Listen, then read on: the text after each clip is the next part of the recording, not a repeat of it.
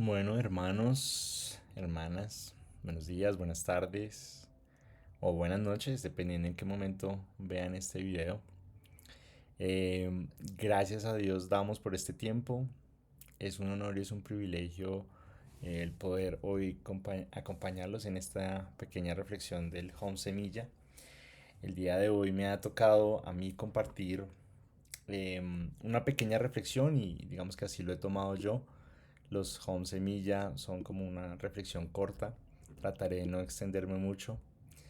em, Porque bueno, he visto el formato de los últimos Home y claramente no vamos a abarcar toda una predicación en sí, pero quisiera dejar una reflexión muy corta, que he titulado Una gracia que nos busca y nos encuentra perdidos.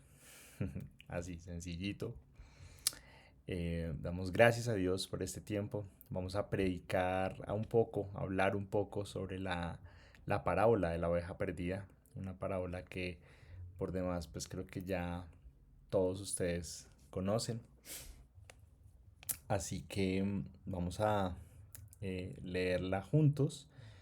Em, no sin antes pues entregar este tiempo en manos de Dios. Em, Así que acompáñeme en una oración cortica donde usted esté, sea que esté en el carro, que esté en su casa, donde se encuentre. Acompáñeme en esta oración corta y digámosle a nuestro Señor Jesús: Padre, gracias te damos por este tiempo, gracias por esta oportunidad de estar aquí, reunidos, así sea virtualmente desde la distancia, Jesús, para meditar en tu palabra, para entender, mi Señor, eh, esas verdades, mi Señor, que tú nos has dejado en tu palabra y a veces pasamos por alto, a veces las damos por sentado, pero permítenos tener esos oídos como niños para entender tu palabra y ser hacedoras de ella. En Cristo Jesús te damos gracias. Amén. Amén, hermanos. Entonces, pues nada, vamos a hacer una lectura. En este caso quiero hacer la lectura desde Lucas. Vamos a leer Lucas capítulo 15. Yo sé que esta parábola es ampliamente conocida pues por todos los que llevamos un tiempo ya en el Evangelio. Incluso también pues con el pastor ya lo leímos en algún momento cuando predicamos Mateo capítulo 18.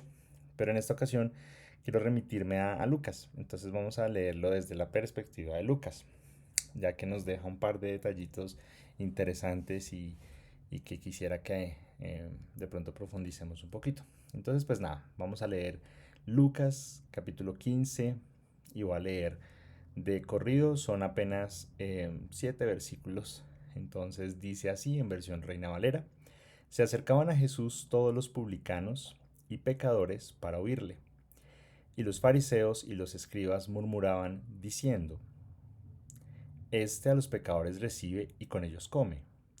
Entonces él les refirió esta parábola diciendo: ¿Qué hombre de vosotros, teniendo 100 ovejas, si pierde una de ellas, no deja las 99 en el desierto y va tras la que se perdió hasta encontrarla? Y cuando la encuentra, la pone sobre sus hombros gozoso. Y al llegar a casa, reúne a sus amigos y vecinos diciéndoles: Gozaos conmigo, porque he encontrado mi oveja que se había perdido. Versículo 7. Os digo que así habrá más gozo en el cielo por un pecador que se arrepiente que por 99 justos que no necesitan de arrepentimiento. Amén. Entonces vamos a meditar sobre esta sencilla parábola. Creo que ya todos la hemos oído. Está en este caso en Lucas capítulo 15 del 1 al 7. Y bueno, digamos que esta parábola siempre ha tenido como una interpretación quizás muy sencilla y a veces es como que si uno la lee muy por encima pareciera un cuento muy básico, un cuento casi que de niños, pero no lo es, realmente tiene una verdad y una profundidad bastante amplia. Em, pero claro, todo depende también de la actitud que todos nosotros tengamos, ¿no? eh, si la vamos a entender o no, porque vamos a hablar de la oveja, que en este caso es protagonista, y del pastor. Y el pastor, pues sabemos quién es nuestro pastor. Nuestro pastor es Jesús. Pero resulta, y acá es donde quiero que empecemos como a abrir un poquito el panorama, resulta que la oveja protagonista puede ser la historia de todos nosotros. Todos nosotros en algún momento podemos ser esa oveja perdida. Y hay una verdad ineludible, y es que no existen ovejas sin pastor. Y esto a mí, cuando yo lo leí en un comentario bíblico, a mí me abrió mucho la cabeza. Porque, claro, uno siempre piensa, y nosotros en el ámbito cristiano, pues estamos muy acostumbrados a hablar de que Jesús es nuestro pastor y nosotros somos sus ovejas. Y solamente en el entorno cristiano es que uno se percibe a sí mismo como una oveja. Pero resulta que no. En realidad, no existen ovejas sin pastor. Todas las ovejas siguen una voz, creyentes o no creyentes. Entonces la pregunta acá no es si tú tienes un pastor, sino más bien quién es tu pastor. Entonces es la pregunta número uno, eh, porque al final todos los seres humanos seguimos una voz y eso es lo más importante. Todos, aunque nos creamos superiores moral o intelectualmente, al final todos los seres humanos, aun los que se apartan de la fe, los que deciden no creer, todos siguen una voz. Y esa es una profundidad también espiritual que quisiera como que reflexionáramos. O sea, todos hemos sido ovejas, todos somos ovejas, independiente de a quién sigamos. Así que la pregunta replanteo no es si tienes un pastor o no lo tienes, sino quién es tu pastor. ¿Sí? Em, y la parábola que Jesús da o nos enseña, la hace en un contexto bastante particular. En Israel, digamos que el terreno es algo escarpado, ¿sí? Y si uno se remite como a los textos históricos y demás, uno encuentra que cuando un pastor en Palestina o en Israel, digamos que pastoreaba las ovejas, normalmente tenía que recorrer terrenos muy áridos, terrenos muy, sí, como escarpados. Así que normalmente este pastor iba adelante para ver si había algo peligroso para proteger a a la oveja. Y ellos, hay un grito muy particular que lo pueden buscar y ellos dicen como ¡Yeja! Es como el grito, obviamente suena chistoso si lo hago con mi voz, pero es el grito que dan estos pastores en Medio Oriente, en Palestina y demás, y las ovejas escuchan esa voz y le siguen, pero el pastor siempre va adelante como abriéndose paso en medio del terreno escarpado, en terreno dificultuoso, así que aunque están en el valle, pues eh, las ovejas escuchan la voz y le siguen. Por eso, pues digamos que Jesús también mencionará muchas veces que eh, en Juan capítulo 10 que mis ovejas oyen mi voz, yo las conozco y ellas me reconocen y me siguen. ¿Sí? Entonces es porque digamos que ya había una connotación y había un contexto histórico también detrás y que era muy familiar también para los judíos de esa época. Además, recordemos que hay un músico, compositor en la Biblia que algo sabía de ovejas también y que en una de sus canciones dice, aunque ande en el valle de sombra, que no temeré. Y eso es justamente lo que representa esa oveja que no teme porque oye la voz de su pastor y le sigue. Y nosotros en ese valle de sombra, pues también podemos eh, estar con esa sensación de estar perdidos, pero oímos su voz y le seguimos. Salmo 23, versículo 4 es el que nos dejó David para recordarlo. Pero entonces la primera reflexión importante es eso. Todos nosotros, todo el tiempo, oímos voces. Todos. Oímos voces de nuestros prejuicios, oímos voces de nuestros deseos, oímos voces de la corriente del mundo, oímos la voz del pecado, oímos la voz del enemigo, oímos la voz de nuestros propios deseos carnales. Entonces, en un contexto espiritual, nosotros todo el tiempo estamos rodeados de voces.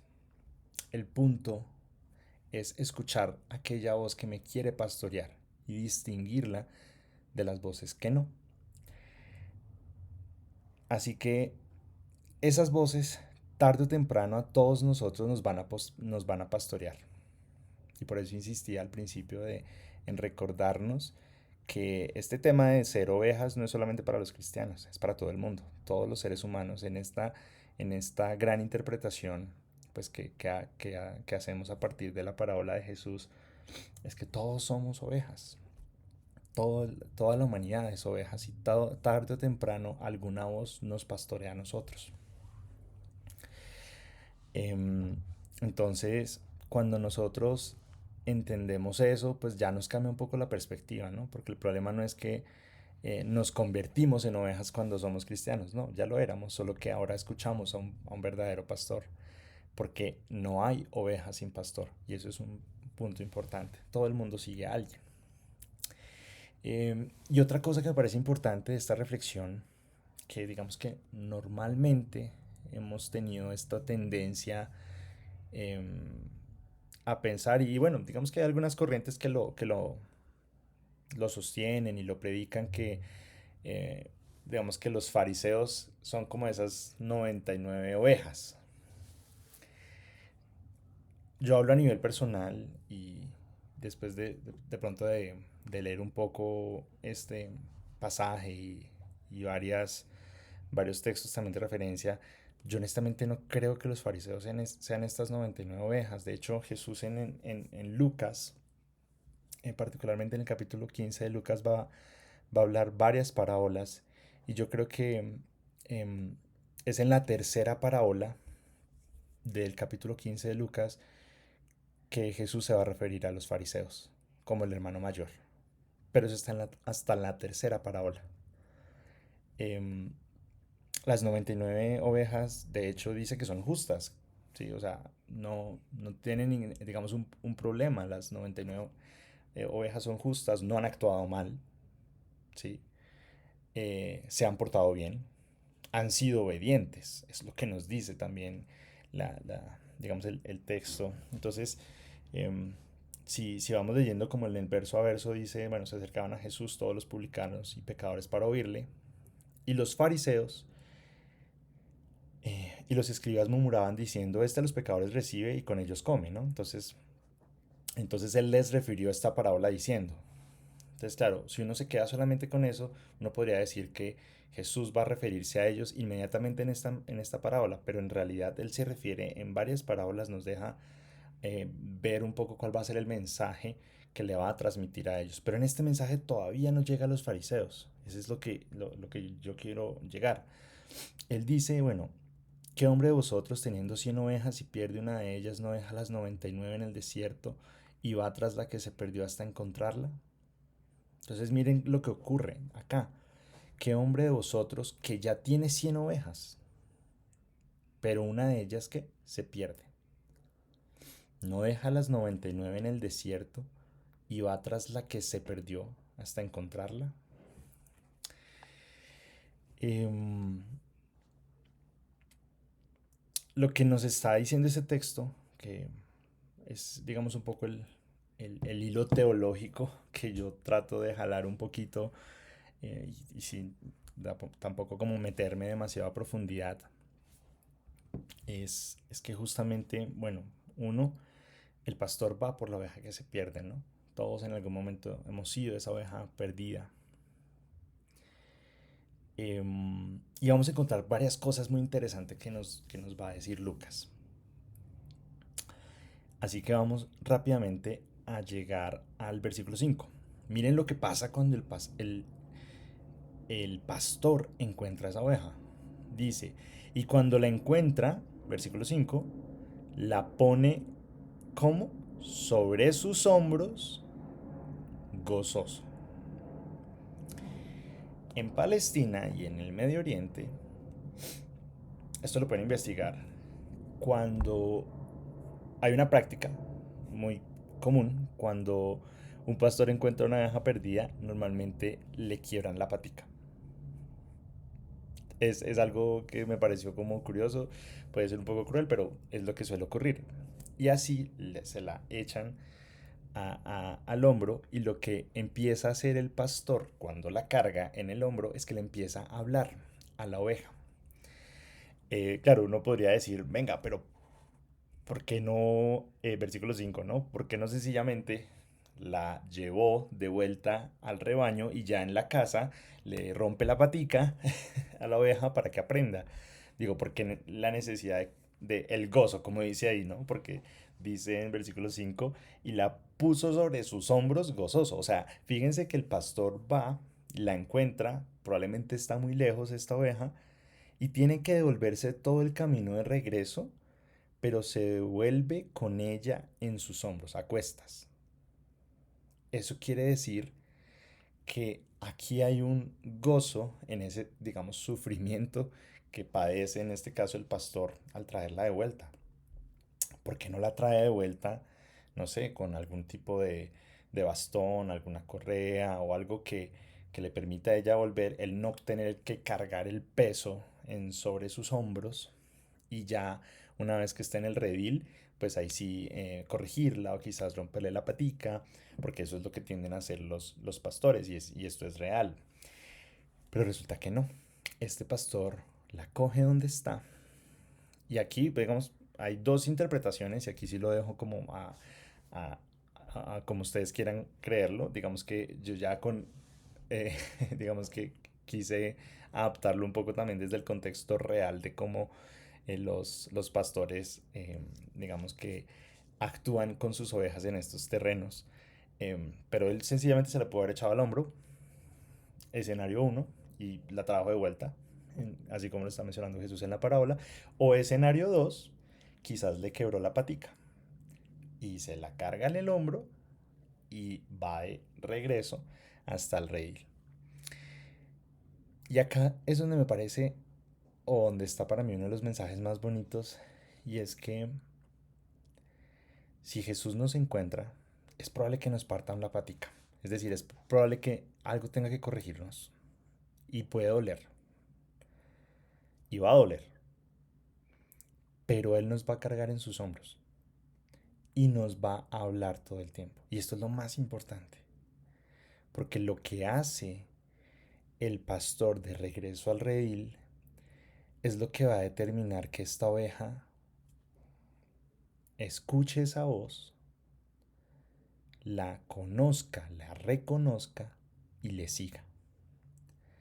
Así que si en algún momento nosotros hemos estado apartados, hemos estado un poco alejados, gracias a Dios, si nos ha encontrado, porque lo ha hecho, y gracias a Dios también por esa patica rota que nos pudo haber quebrado, pero lo más importante es que aún en medio de eso recordemos que Él nos habla y Él nos está pastoreando con su voz. Em, entonces continuamos en el versículo, digamos, 6. Y acá es donde la cosa se pone un poquito más interesante. Porque dice, y al llegar a casa reúne a sus amigos y vecinos diciéndoles, gozaos conmigo porque he encontrado mi oveja que se había perdido. Entonces fíjense que la actitud del pastor sobre la oveja no es una actitud de estar molesto, de estar quizás triste o decepcionado de la abeja, no, siempre hay gozo. Y acá es donde está, donde diríamos, Houston, tenemos un problema. Versículo 7. Eh, que a mí esto fue como lo que más me confrontó o más me abrió la cabeza cuando lo leí. Versículo 7 dice, os digo que así habrá más gozo en el cielo por un pecador que se arrepiente que por 99 justos que no necesitan de arrepentimiento. Entonces, acá está la pregunta, ¿cómo así? O sea, en el cielo va a haber gozo, ¿correcto? Sí, pero resulta que en el cielo este gozo va a ir incrementándose. O sea, no va a ser un estado fijo de gozo. Ese gozo puede cambiar. y va a cambiar. Y nuevamente volvemos al tema que yo mencionaba hace un rato y es, en mi opinión, yo no creo que las 99 ovejas sean estos fariseos. No, al contrario. Lo que está diciendo el texto en el hilo teológico es que hay más gozo, ojo a esto, hay más gozo cuando Jesús encuentra una oveja perdida que teniendo todo el tiempo 99. ¿Me explico? Es decir, por eso es que para mí la profundidad del versículo 7, la profundidad teológica es tan grande. Hay más alegría cuando Jesús salva y rescata una oveja que siendo ya el propietario y teniendo posesión de otras 99. Es decir, hay más gozo en nuestro Señor Jesús siendo Salvador que siendo el Señor de las 99. Y acá les traigo una perla. Y esto es incontrovertible. Jesús ya es el Señor. Es una noticia que tengo que darles. De hecho, si quieren, vamos rápidamente, rápidamente aquí en la Biblia, a Filipenses capítulo 2. Voy a buscarla aquí en mi celular.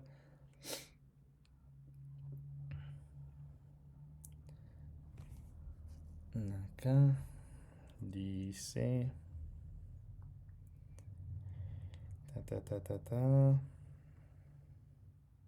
Dice, versículo 9 de Filipenses capítulo 2. Por lo cual Dios también le exaltó hasta lo sumo y le dio un nombre que es sobre todo nombre, para que en el nombre de Jesús se doble toda rodilla de los que están en los cielos, de los que están en la tierra y de los que están debajo de la tierra, y toda lengua confiese que Jesucristo es el Señor.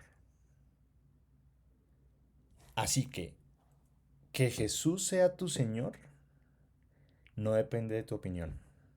Que Jesús sea tu Señor no depende de si tú crees o no crees en Él. Porque aquí dice que de los que estaban en el cielo, en la tierra y debajo de la tierra, y todos se arrodillaron delante de Él, y todos confesaron a una que Jesús es el Señor. Entonces Jesús es Señor de todos, de los que creyeron, de los que no creyeron, de los que están en duda, de los tibios, de lo que sea. Jesús es Señor de todo. Jesús es Señor de la creación, Jesús es Señor de la tierra, Jesús es Señor del universo. Entonces, mi mensaje acá es que tú no eliges si Jesús es tu Señor o no, porque Él indudablemente, innegablemente, ineludiblemente va a ser tu Señor. Todos se arrodillarán delante de Él y no es opcional. No es opcional. Que Jesús sea tu Señor no es opcional. Jesús es tu Señor, te guste o no. Eso es algo que tú no puedes decidir. Y todos confesaremos, le confesaremos, eh, como dice Filipenses 2, que Jesús es el Señor. Y él, en efecto, Jesús se goza siendo el Señor. ¿Sí? Pero ojo acá, Él no es Salvador de todos. Sí, acá dice, de los que estaban en el cielo, en la tierra y debajo de la tierra, todos le confesaron. Confesaron que Jesucristo es el Señor para gloria de Dios Padre. Pero Él no es el Salvador de todos. Y ahí es donde está la diferencia. Y acá es donde tenemos que recordarnos una vez más que Jesús, y a veces me parece como quizás un poco como chistoso cuando a veces invertimos un poco las prioridades y creemos que Jesús fue a la cruz para ser el Señor. No, no, no, no, no. Jesús no fue a la cruz para ser el Señor. Mucha gente piensa que Jesús tuvo que ir a la cruz para poder después ir al trono, pero el camino es en realidad al revés, y ahí Filipenses 2 nos lo está demostrando. El camino es al revés. Jesús dejó el trono. Él ya era Señor. Jesús dejó el trono para ir a la cruz. Él no necesitaba ir a la cruz para tener el trono. ¿Sí sí me siguen? Es decir, Jesús no necesitaba la cruz para ser el Señor. Nosotros necesitábamos que Él fuera la cruz. ¿Para que fuera nuestro Señor? No. Para que fuera nuestro Salvador. ¿Sabes por qué Jesús fue a la cruz? Vamos a leer rápidamente Hebreos capítulo 12 y por eso conectémoslo con la profundidad teológica que está dando Lucas en el versículo 7 del capítulo 15, que dice que hay más gozo. Y Hebreos capítulo 12, versículo 2 dice, mm, puesto los ojos en Jesús, el autor y consumador de la fe, el cual por el gozo puesto delante de él, sufrió la cruz, menospreciando el oprobio y se sentó a la diestra del trono de Dios. Por el gozo puesto delante de él es que él sufrió la cruz. ¿Por cuál gozo? Por ese gozo que nos está recordando Lucas. Un Dios que siendo el Señor de todo, quiso ser el Salvador de la humanidad. Un Dios que siendo Señor, se despojó de sí mismo, dejó su trono, tomó forma de siervo, tomó forma de hombre y se humilló hasta la cruz. No para ser el Señor, sino para ser nuestro Salvador. Un Dios que siendo Señor quiso ser Salvador. De hecho, ¿cuál es el último nombre que se nos ha revelado el Señor? Iglesia, todos lo sabemos, Jesús. ¿Y sabemos qué significa Jesús? El último nombre que se nos ha revelado es Yeshua, o Yeshua, o Yahvé Shua, o Jehová salva, o Dios salva. Dios tiene muchos nombres, Jehová Jireh, soy el que soy, el proveedor, en fin, hay muchos nombres, pero el último nombre por el que Dios quiso revelarse a nosotros fue como Dios el que salva. No el Señor, que ya lo era, repito, soy el que soy, ya fue manifestado. Y ese secreto teológico de más de 400 años, cuando se termina de escribir Malaquías y volvemos otra vez a saber de la historia bíblica con Jesús, pues resulta que ahí se nos está revelando un nuevo nombre, una nueva manifestación de Dios. Cuando Juan el Bautista bautiza a Jesús, se oye una voz del cielo que dice, este es mi Hijo amado en quien tengo complacencia, ¿a él qué? A él oíd. Porque él ha venido para salvar. Así que, bueno, objetivamente, una oveja perdida no vale más que 99. O sea, objetivamente, siendo objetivos, siendo, digámoslo, racional. Pero es que en realidad el valor no lo tenemos nosotros por nuestra cuenta, sino que nuestro valor es el que Él decidió darle. Y para Él, una oveja rescatada vale tanto o más que 99 que Él ya tiene en su posesión. En el momento en el que Él va por nosotros, tenemos el mismo valor que 99 más que ya estaban en su posesión. Porque en Él hay más gozo siendo Salvador que siendo nuestro Señor. Ojalá entendamos esto y podemos quedarnos como con esa reflexión en la cabeza y cerremos también con la reflexión que hace Salmos capítulo 51, versículo 2. Lo va a leer rápidamente. Dice,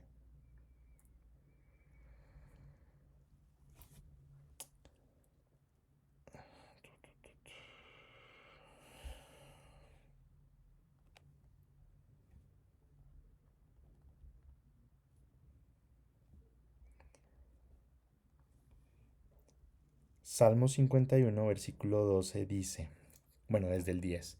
Crea en mí, oh Dios, un corazón limpio y renueva un espíritu recto dentro de mí. No me eches de delante de ti y no quites de mí tu Santo Espíritu. Versículo 12. Y vuélveme el gozo de tu salvación y espíritu noble me sustente.